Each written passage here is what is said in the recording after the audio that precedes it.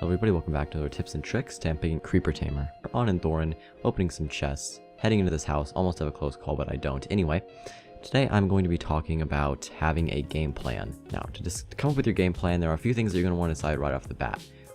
How much gear do I need? And based off of that, should I play aggressive or passive? Playing aggressive means always being on the chase, not looting too many chests, and trying to take out big threats as soon as possible. I should also mention that when you need to take out a big threat as soon as possible is pretty much the only time you should play aggressively, as playing passively / defensively is usually preferred. And by big threat, I of course mean a good player who usually will, have a good kit. Alright, so playing passive, or as I like to call it defensively, entails looting as many chests as possible and fighting only when necessary, as well as focusing mainly on gearing yourself up for deathmatch. Alright, now I neglected to mention a few concepts before. Concepts which are relevant both when playing aggressively and defensively. These concepts are being at mid to secure the Blitz Star when it releases, enchanting as soon as possible, being fully enchanted going to deathmatch, as well as always running and resetting a fight when it starts off bad for you. I like to call this the never get low concept. I call it this because it was first brought to my attention by Almosalp when he was one day watching one of my videos and asked me, KC, why do you take fights where you get low? This question confused me at first because everyone takes fights where they get low. But then I really thought about it and I was like, wait a minute, why do I? Think of all the unnecessary risk I'm taking.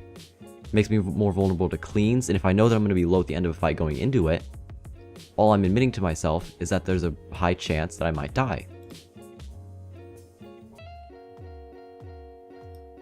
So ever since a month or two ago, I've started making sure that I get low as few times as possible and always restarting when a fight ends bad for me.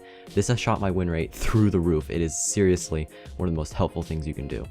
Alright, so this game I was running Creeper, and based on that I decided to take a mostly passive but slightly aggressive playstyle. I'm not going full on passive, though I am mainly focusing on passive, since passive is my preferred playstyle, but Creeper does allow me to play a little bit more aggressively.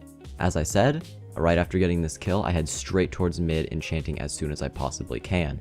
If you think about it, any fight you take not enchanted when you could be, is a fight you're taking with worse gear, and you're therefore increasing your chances of dying.